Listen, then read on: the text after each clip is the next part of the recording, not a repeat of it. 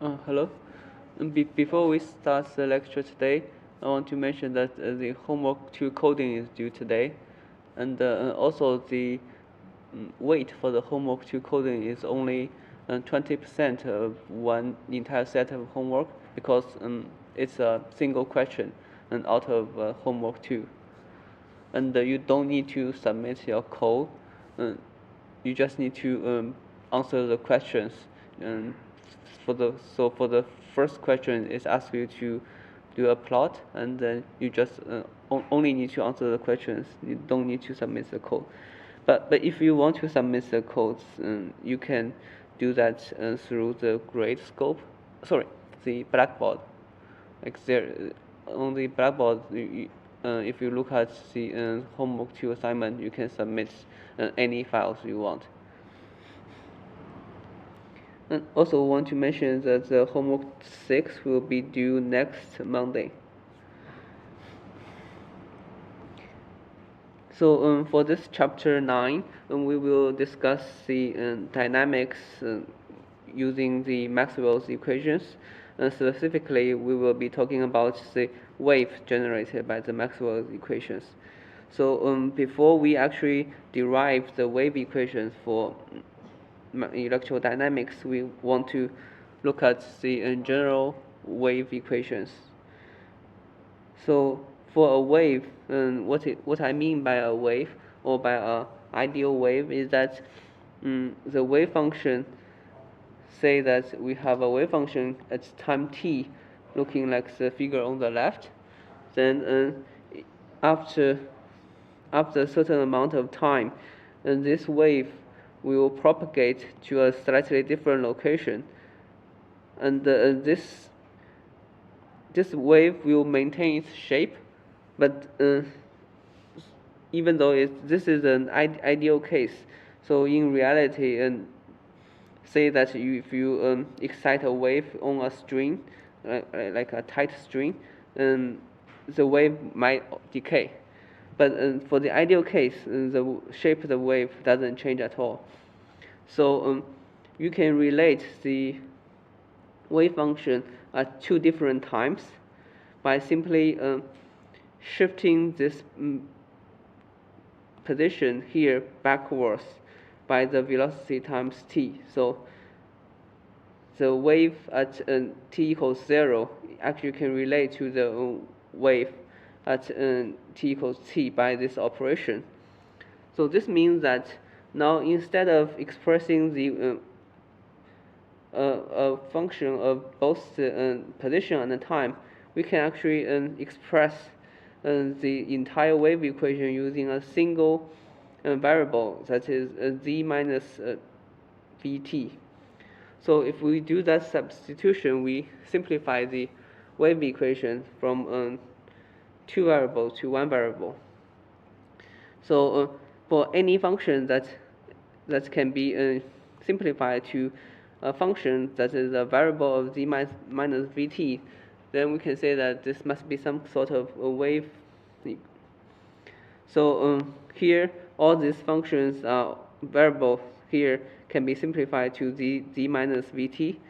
So if you replace this by u, then this is a function of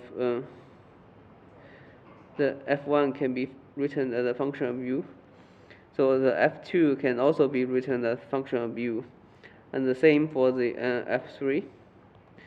So these three functions represent different shapes of wave, but all of them are waves. But say if you look at slightly different functions, say this one, you cannot write the function as a single variable u here as the z minus vt. So this is not a wave function.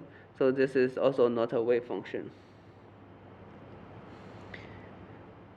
So why there are waves? Say that if you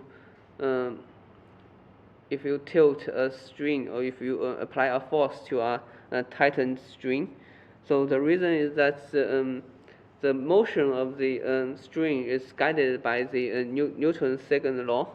So you can actually derive the wave equation starting from the Newton's second law.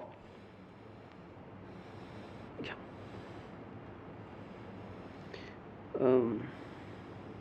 Okay, so I think I missed the graph here. So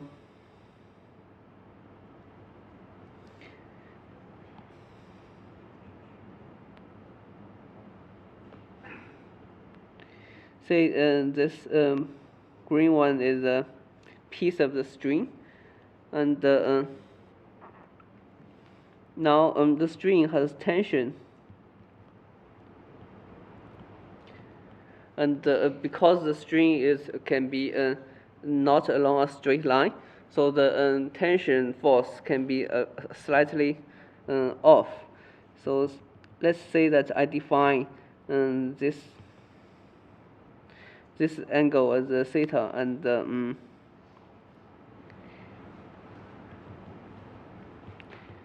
angle here is theta prime. So the tension force must be exactly the same along the line of the string. And now if you calculate the force of this line segment, so the total force will be the T along this, if we are interested in the force along the D direction.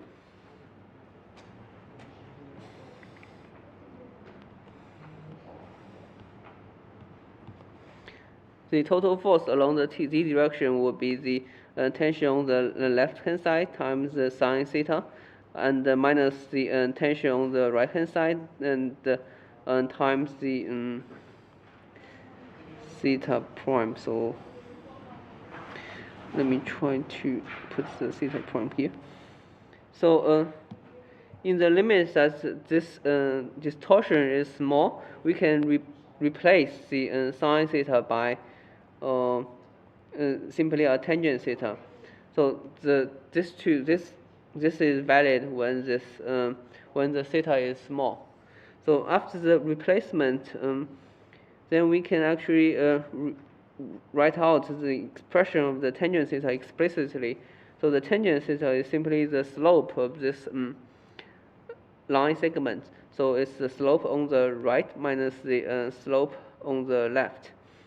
Now the difference of the slope is the second order derivative of f of z times dz. So now we can also have another relation, that is F equals ma.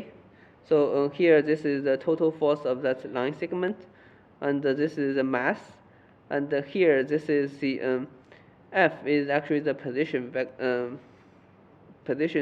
scalar here. If you take the second order derivative of a position, that gives you acceleration. So this one is the acceleration here. This is F equals ma Newton's second law.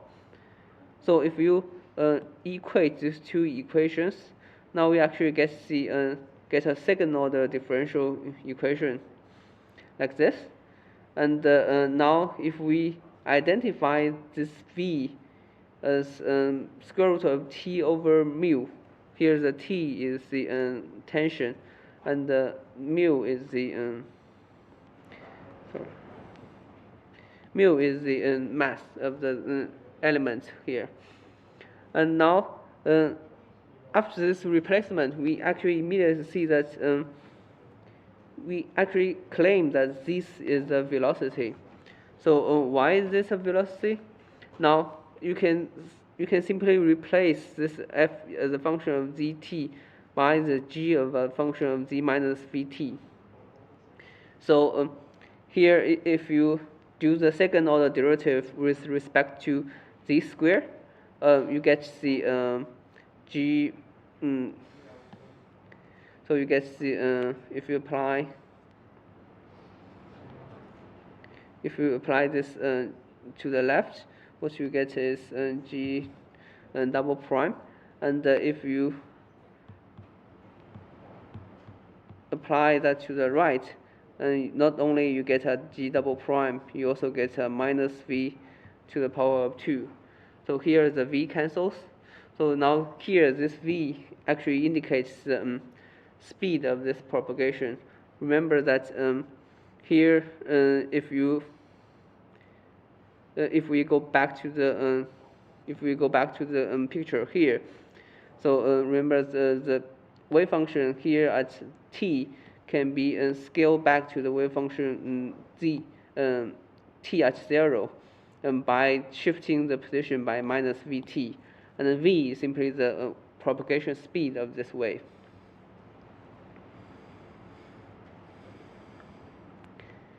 So not only there is a solution looking like the one that I just wrote down here, but there is actually an alternative solution, that is h minus h as a function of z plus vt.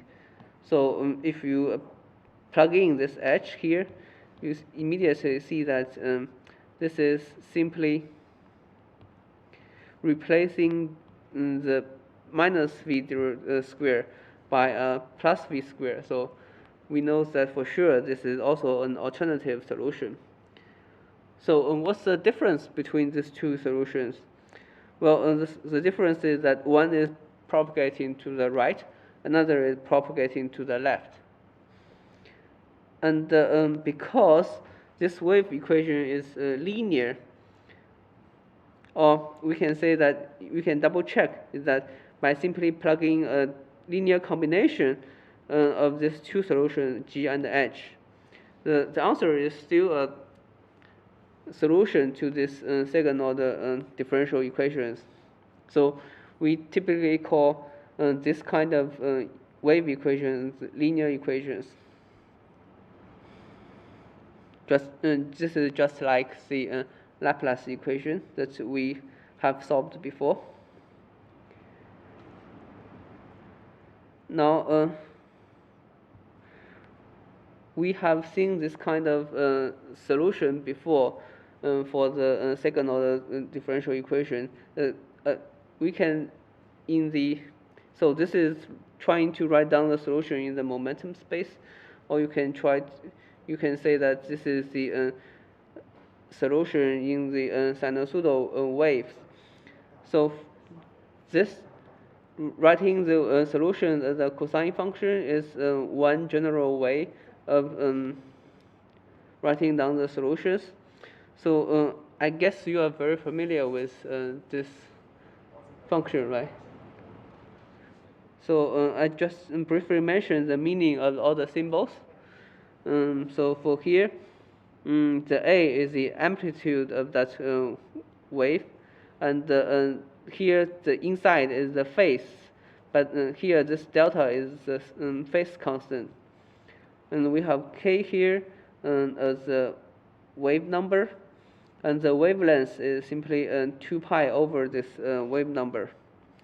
So if we look at the wave here, the lambda is simply the length of this one segment. So you can check that after z goes from 0 to lambda, it goes back to itself, because lambda times k gives you 2 pi. And then the period of this wave function is 2 pi over k times v. So the period is when the time goes by a period of t, the wave function goes back to itself. Now from the period we can simply also define the frequency, which is inverse of the period. And we also have a sometimes useful quantity called angular frequency. So that is the frequency times 2 pi. And so I guess you are also familiar with the frequency and the angular frequency.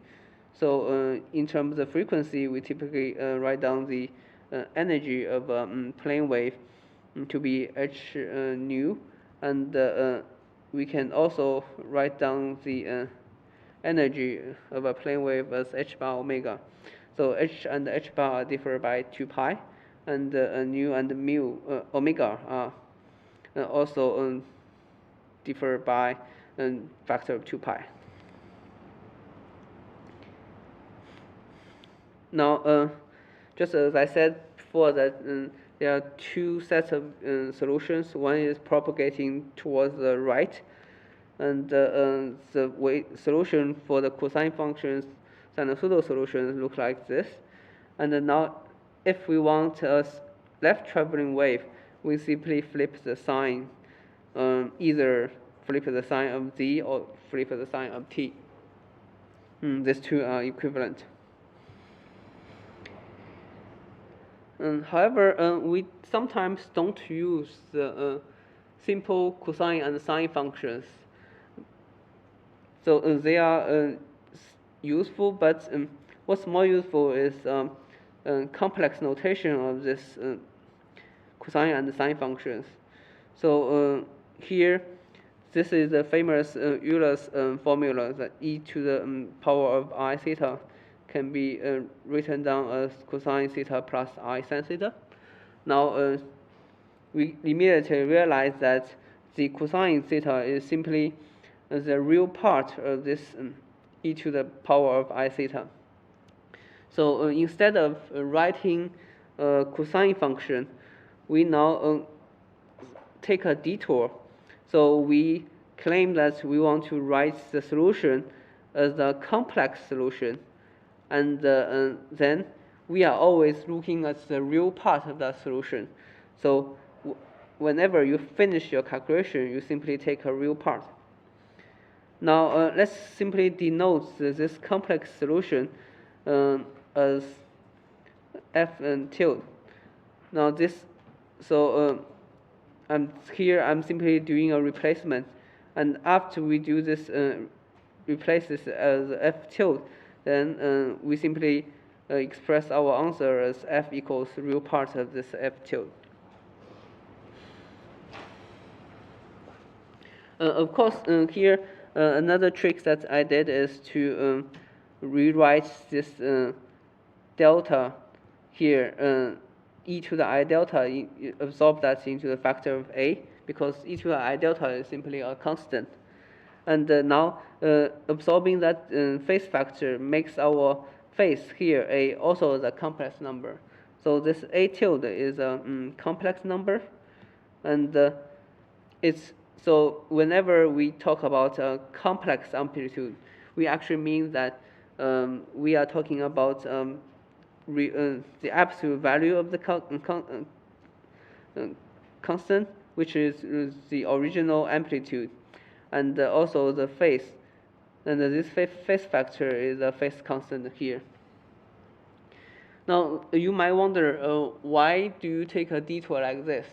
So the answer is that, well, sometimes it's actually more convenient than doing trigonometry. So consider that if you want to combine two sinusoidal waves together, and say that you get a f3, you want to combine it by summing over f1, f2. This is oftentimes a frequent operation, because the f1 is a solution to the linear wave function, and the f2 is also a solution. And we know that f3, which is the sum of f1, f2, is also a solution. So what we want to do is to figure out what f3 is. Now, if we use the complex notation, then it's simple in the sense that now we first write down this as the real part of a complex number, and to get the real part of the complex number, we simply sum the complex number together first, then take the real part. So in this way, we actually do not need to calculate some complex identities. So if you do straightforward, like a cosine kz minus omega t plus delta 1, and plus cosine kz minus omega t plus delta 2, then what you get, you know that the two cosines can be combined into another cosine by using the summation rules of two cosine functions. But this rule is can be derived, but it's actually painful to do the calculations. And now here what we can do is that we map that to a complex number first, and then the delta 1 and the delta 2 are simply be absorbed into the A1 tilde and the A2 tilde. So these two numbers give you A3 tilde, and the rest, what follows is simply the same factor of kz minus omega t. Then finally, what you get is that you re-express your complex number into real numbers, and that's easy. You simply need to recast the real part of this A3 tilde that give you the amplitude. And so this kind of notation is extremely powerful in calculating the wave dynamics. And furthermore, here, because we know that the linear combinations of a solution is also a solution to the wave equation.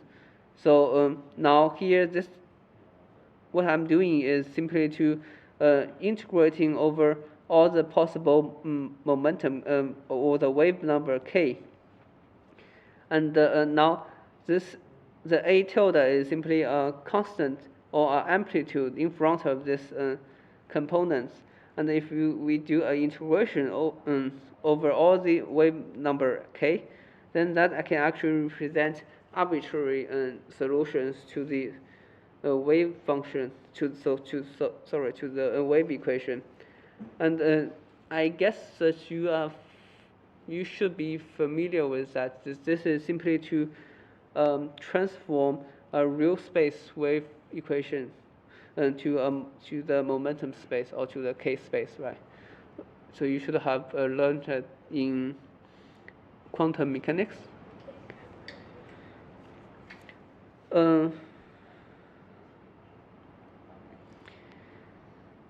Now, what's next? So this means that we don't need to study the wave dynamics by looking at every shape of strange shape form waves.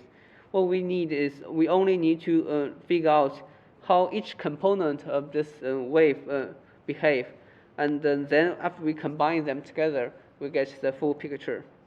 So from now on, we try to focus on a single component, or so for a single k.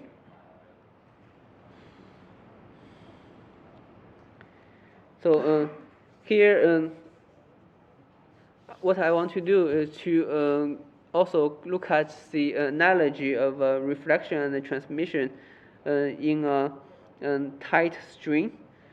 So the problem that we looked at before is infinitely long string.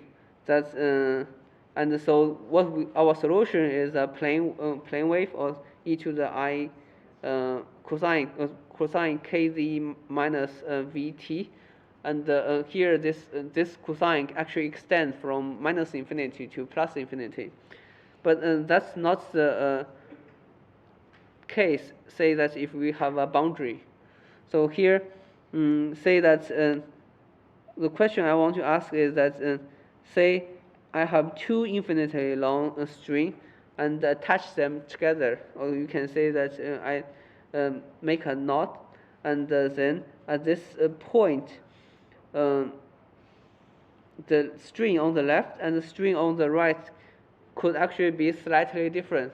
Say the mass of the string is different. So the one on the left is heavy and the one on the right is light. So you might ask, what changes if you make a change to the mass? Well, the answer is that even though here at this point the tension on the left and the right are exactly the same, but the wave will propagate at different speed if you change the mass of the string. So if you remember, the speed of the wave traveling is equal to the square root of t over mu. So imagine that you have a very light string, then the wave it can travel must be slightly faster than a heavy string. So what happens if I join these two strings at the point of z equals 0, or similar to the traveling of the light. So if you do an experiment like this, then I think what you are going to see is that you will observe that this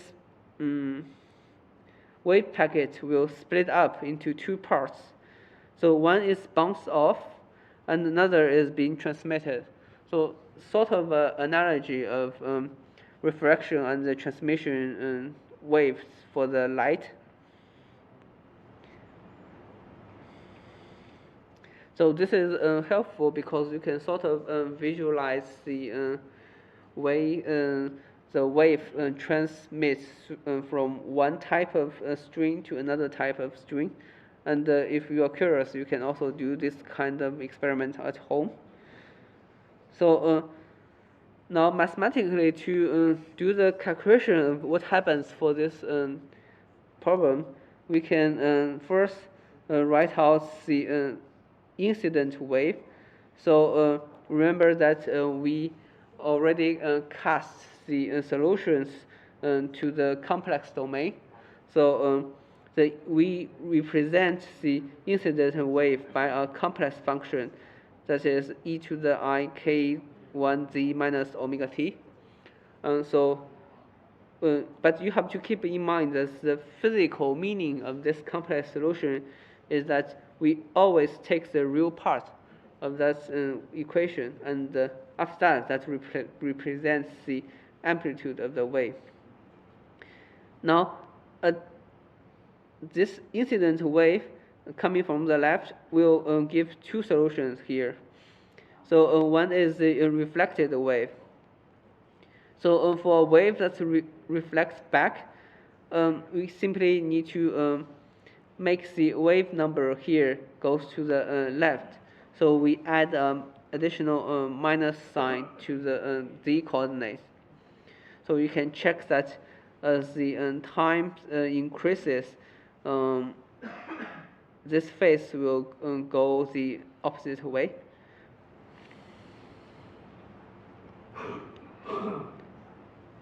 And also there is an additional transmitted wave that's happening over here. So for the transmitted wave, it simply changes the amplitude, and the form here remains unchanged.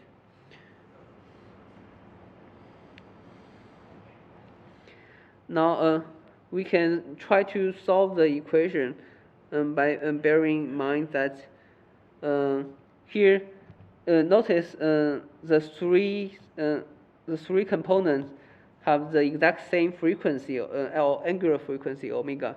That is because that the one that's generating the wave, say the person sitting at z equals negative infinity, is always having the exact shaking the string at the exact same frequency. So the frequency that you shake the string produce the frequency of the wave. And we also need to notice that here the K1 and the K2 could actually be different because the mu is different, and so the velocity is different. And then for the smaller the mass, then the wave must be traveling faster. So we can write down the solutions by combining them together. So here I'm simply joining all the three components into one expression. So here this means that at the z less than 0, you will see two types of waves. One is the incoming incident wave. Another is the reflected wave. And for this z larger than 0, there's only one type of transmitted wave. So this is, I don't know if you have learned the delta function scattering in quantum mechanics. So you see some, in quantum mechanics, you also see writing down your wave function into two parts like this, right? So the analogy here is also that to determine all these three, so you have three components, coefficients, right? We want to determine the value of these coefficients. Now we have to use the boundary conditions. So there are two boundary conditions. So first is the obvious boundary condition, is that the wave must be continuous. So for a string, it cannot be tear apart into two parts, right? So the f must be continuous at z equals 0. So that is one condition. So here, this means that the string has not been teared into two parts. And there is another condition as well, because say that if I don't apply any mass to this string, then say this is the string, and if I look at the force here, the force of the tension must be along the direction of the line. So this means that here the derivative of this f must be continuous. So not only f is continuous, but f prime must also be continuous. But say that there is an additional mass here at this knot, then it's possible that the tension of the two might be offline. So because there is a mass of this on this knot, so in this case, the f prime is not continuous anymore. But let's say look at this simple case where the f prime is continuous, and now we have two equations, and we have three unknowns. So we can, from this we can determine two of the unknowns and express using the other, right? And remember that here this unknown is not quite important, because that simply scales the solution up or down. So what we care about is the relative strength of these three unknowns. Now the nice thing about the complex notation is that not only the real part of this solution obeys these two equations, but the complex solutions also obey the exact same solutions. So the reason is that if you look at the imaginary part of the solution, that's simply the sine functions, and which is differ to the cosine function by phase factor of pi over 2. And this phase factor doesn't change anything. So you would imagine that the real part of f tilde obeys some boundary conditions. So the imaginary part of that f tilde function also obeys the same boundary conditions. And now if you combine the real and the imaginary parts, the complex function also obeys the exact same rules. So from these conditions, we can immediately solve for the relationship between this incident, reflected, and transmitted wave. So after some derivations, you can see that the solution can be written down in terms of the wave numbers, k1, k2, or I can simply rewrite this in terms of the velocities. So that should be the final result. So you see that depending on the velocity that's allowed by the two strings, the reflected and the transmitted wave are simply a factor of that incident wave. And we can do some we can have some we can look at some limiting case where say that V1 equals exactly to V2, which means that you are joining two exact same strings together. So in this case, then it's the same as if there is no knot. So in this case, you see that exactly nothing gets reflected. So this makes sense. And say that at another extreme limit where, let me see.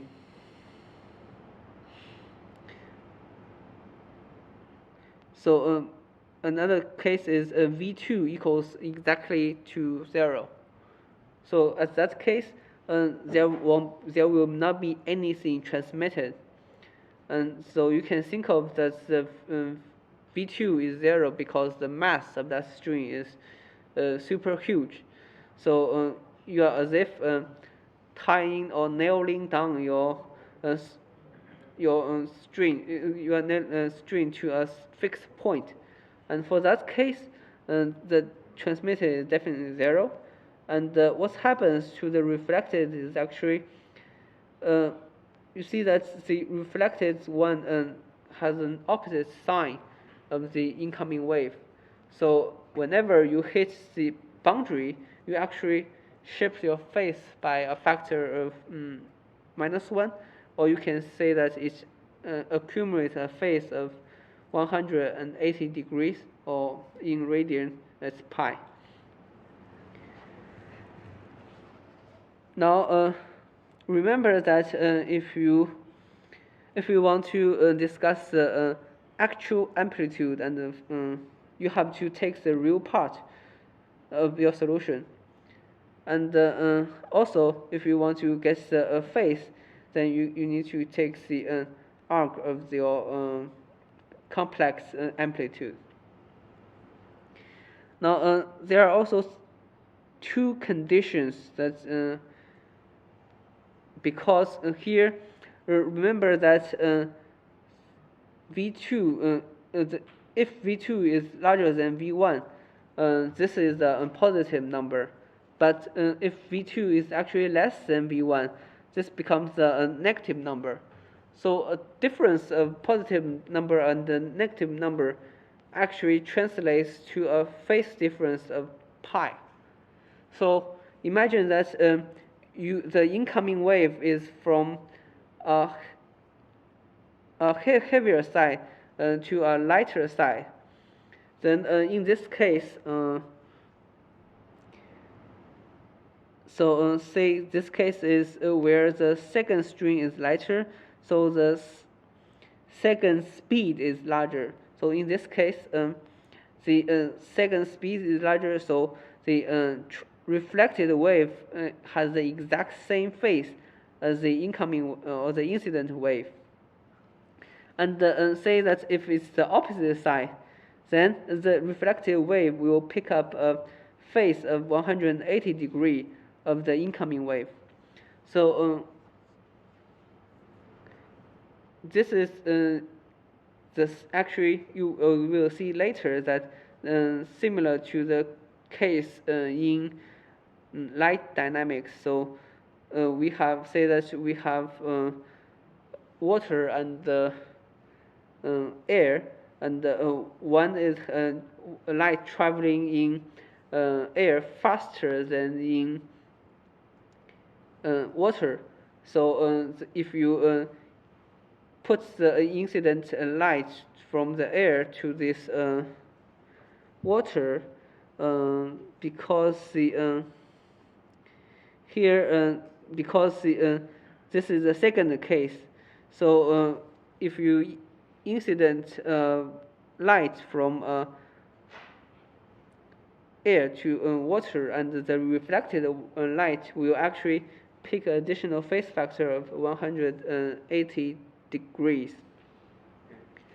So I wonder if so I'm not sure how many of you actually went to a colloquium by Professor Ho.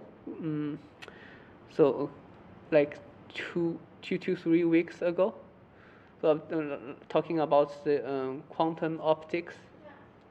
Okay, so if you go to that talk, then you must remember that he also talked about a phase factor of 180 degrees or pi when there is a beam splitter. So for all kind of beam splitter, if you combine the phases, there must be it must introduce a phase factor of pi. So this is where the phase factor of pi originates from.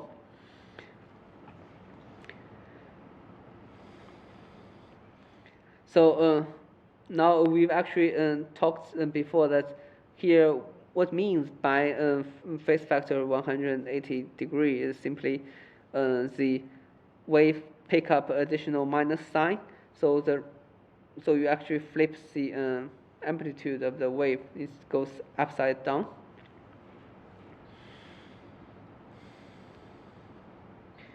And we have already talked about this limiting case of infinite mass already.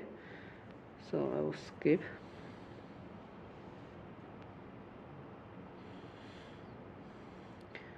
Okay, so the second point I want to discuss about the general waves is for waves we can typically separate them into two categories. So one is longitudinal wave.